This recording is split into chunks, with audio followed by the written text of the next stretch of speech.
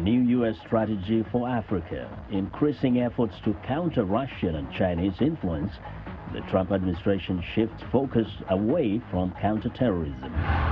Nigerians go to the polls in February for the general elections, and the efforts are underway to ensure peaceful polls. Challenges in treating HIV. While South African HIV patients are successfully managing the disease, many grow weary of the treatment side effects. Africa54 starts right now.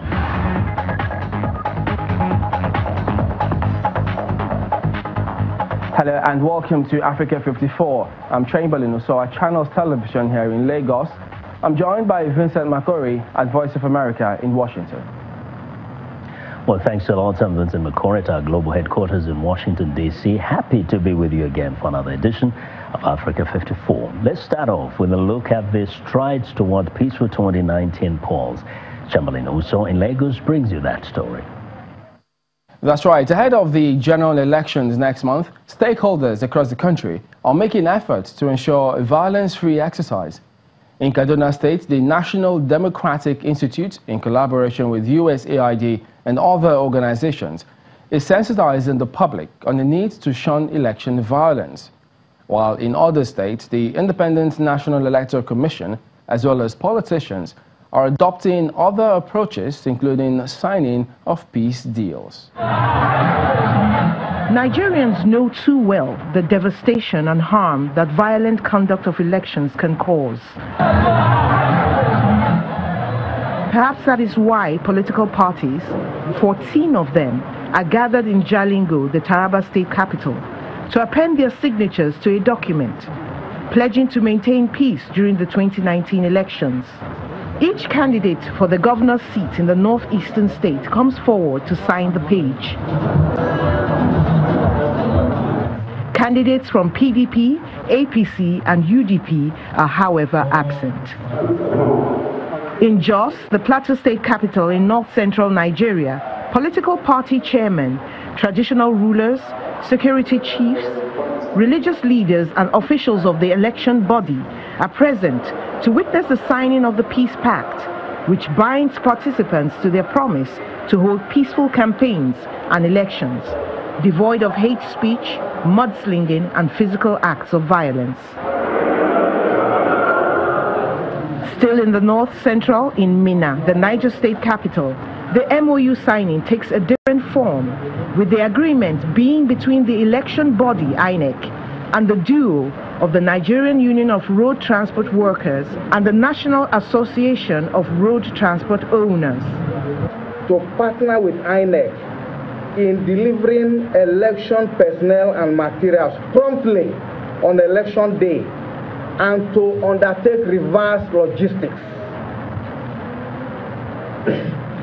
INEC is particularly thrilled by the content of this MOU because it specifies the roles of the leadership of the unions in ensuring proper behavior on the part of the drivers and other functionaries. This should ensure the arrival of all materials and personnel to election venues by 8 a.m. It remains to be seen if all these signed pacts and awareness campaigns will lead to peaceful conduct before, during, and after the elections.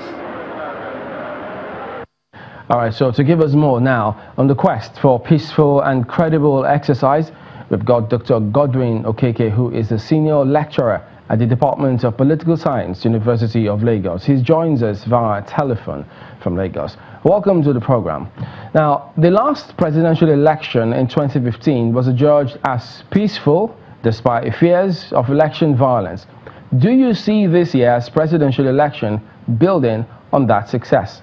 The statistics are virtually the same. If you compare 2015 election and what is presently happening, but remember, in 2015, why people adjudged it as being very, very peaceful was because of the sacrifice actually that was made by the then President Jonathan, who, despite all pressures from some quarters to cancel the election for some improprieties, said that he didn't want any Nigerian to shed his blood for his political ambition.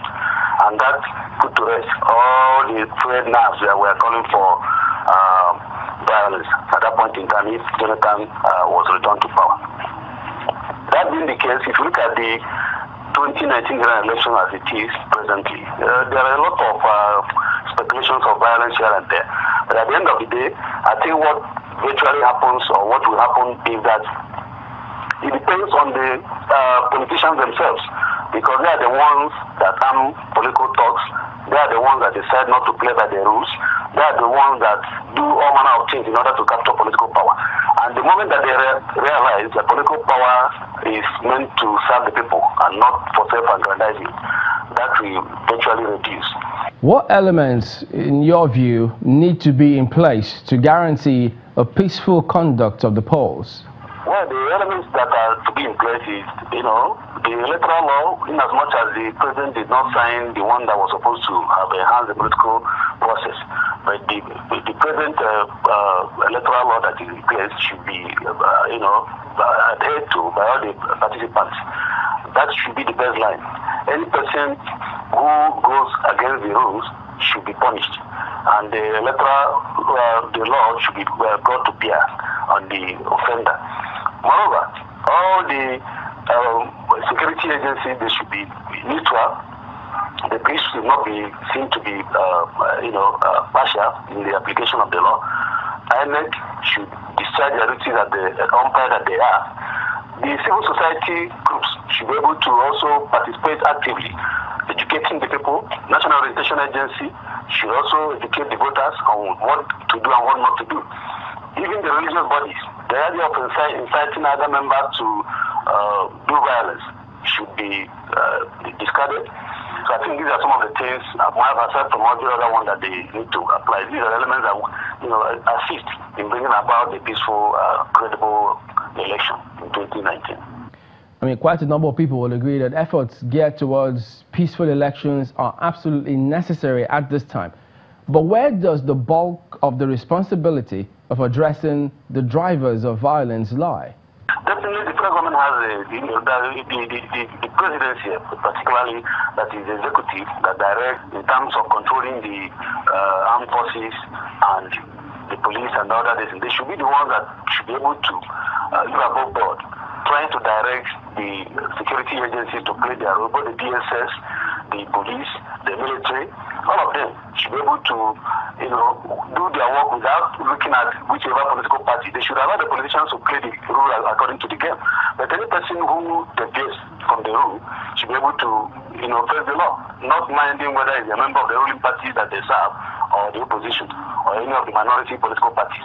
The most important thing is that they should live above board, and because that is the sacrifice they will have to pay for this country to survive, unless they want it to disintegrate in terms of trying to favor one party or the other, and that will bring some kind of level of acrimony in the political system. All right, then Dr. Godwin Okeke, Senior Lecturer at the Department of Political Science, University of Lagos, thank you for joining us on Africa 54. Thanks so much for inviting me. Well, we want to know what you think about Africa 54 and the stories we cover. Join the conversation on Facebook. The address is Africa54. And check out our headlines 24/7 on voaafrica.com. Now, coming up, Nigerian Navy medical outreach and how their efforts are impacting underserved communities.